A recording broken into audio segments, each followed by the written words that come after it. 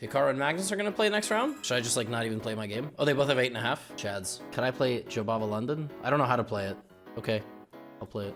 I'm probably playing like a 20, I don't know who I'm playing actually. I could be playing 2700 or 2900 roughly. I'll play it. You're not really supposed to play it against this. I play.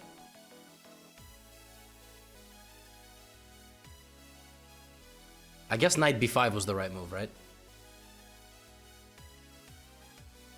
I'd play g4 right away. This is some sort of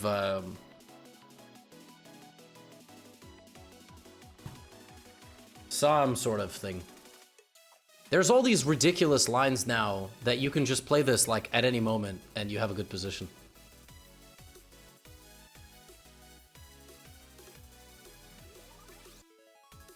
It's quite absurd. Play knight a4 here. Or even a3?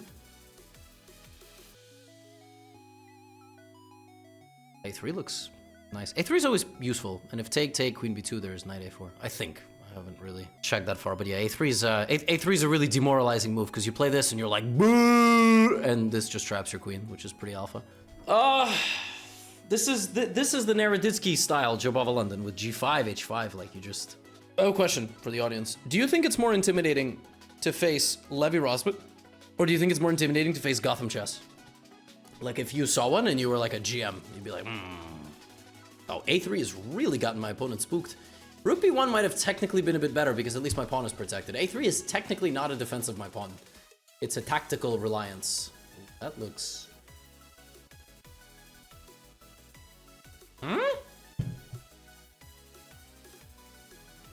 What?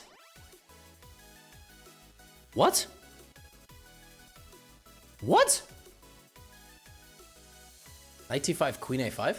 I mean, I have bishop e3. Also have knight f5. This looks a bit ooga, if you ask me. I guess there's queen e6? Queen e2? Knight e7, queen e6, bishop e2. Oh my goodness. This is wild stuff. I can also start with queen e2. Bro, that's mate. Like, that's straight up mate. Oh my. What is this position? Oh, this should be winning for white. This doesn't look kosher. I think this was a very important move, which I'm very happy to have found. Maybe there was also, yeah, I think there was also knight d5 in that position. But this is a...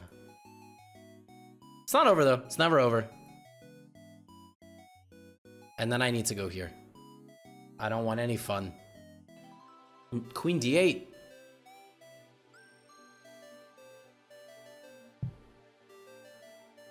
Turbo horses. Okay. What? Now you can't even castle. It's pretty hype. Okay. Knight f6 is also free. It's pretty hype.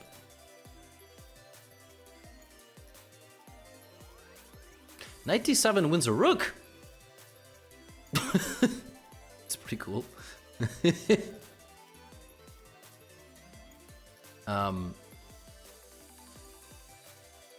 Oh, we're still playing. Okay.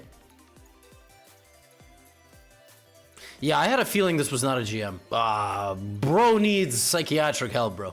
That was one of the worst games I've ever seen. What? What was that? Yo, shout out to the dude who told me to play the Jobava London. G4, baby. Yeah, that was a fun game. Oh yeah, the boys, yeah, they're battling. Oh yes. All right, time to watch two 3,300 level players play each other with Stockfish open, so I see how much better I am than them at chess. All right. Oh, they better make a draw. King h8.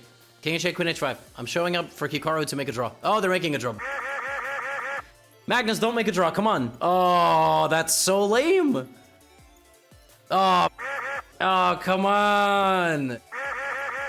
The 3,300 Titans fight to a draw. Editor, I said a lot of bad words, so maybe we don't put those in.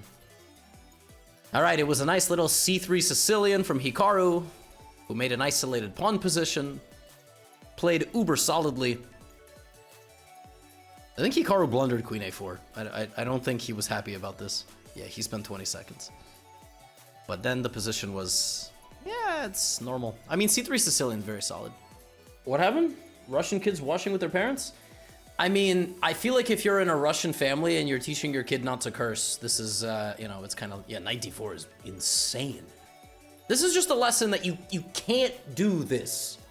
You know, like, you can't play like this. This is crazy. Knight f5 is the best move. Queen e2 is the best move. Knight d5 is the best move. Knight e7 is the best move.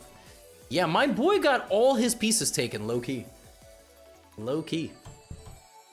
Yeah, my boy ended up with no pieces. Yo, by the way, play the Jabava London. By the way, Jabava London is also going to be a course on Chesley 2.0. And the best move in this position is g4. It's a very, very nasty move. And this is the point. You just go at them and you restrict their pieces. And after knight d5 is bishop g5 not hanging. Bro, it wasn't hanging on this move, bro. It wasn't hanging here either, man. But, you know, to be honest, I think in chess, you should be allowed to take like this. What's the problem? What? Okay, you hang your king. Like, that's the end of the game. You know, in Scholastic tournaments, games go on. Like, what happens in Scholastic tournaments is bishop g7, long castle, b5, and then like 3 moves later, the players are like, wait a minute, it's check. And then 2 7-year-olds have to sit there having like a UN meeting about where they should restart the game because clearly they didn't know where it was check. And then the best part is when they don't notate, you have no idea. So a kid comes in crying and is like, I lost because I didn't see a check. And then like you can't go over the game because this didn't notate. So it's like, dude, I remember my team, the Scholastic team that I was coaching got like, got scammed at the state championship because my student sat down to play. His opponent was this bigger kid, like a grade above, and didn't notate. And that guy played really fast. And you have to notate. It's against the rules not to write moves down. So he just played really fast. My student got overwhelmed, also stopped notating. And then this older kid at some point, I swear to God, took a piece back from the edge of the board, put it on the board, and was like, that was always there. They had a big argument. My student lost because he was not verbal enough to defend himself because he was like 9. And then lost the game. The kid just completely cheated. He just straight up brought a dead piece onto the board. Neither one of them notated anything, and he got scammed like that. And I mean, this is just what happens. And the kid came back crying, and I was like, you know, to be honest with you, the lesson there's multiple lessons in one. Number one, there's multiple lessons in one. Obviously you're gonna lose a 50-50 argument, but really the big lesson for the student there was you have to like believe in yourself. Like you have to notate. Like even if the environment is unfriendly, you have to trust yourself enough that you're able to notate in the face of adversity. And if that kid, if any future opponent tries to cheat, you have the evidence. Like you can't play to his level. The lesson there is never try to argue with an idiot because they will bring you down to their level and beat you by experience. All right, that kid turned my student into his level of chess, into his level of play. You know what I'm saying? Like that up. And the kid had to learn, like, yeah, people are gonna do this all the time. You get older, you realize just how much every single person doesn't give a about you and is trying to scam you. It's like actually fascinating.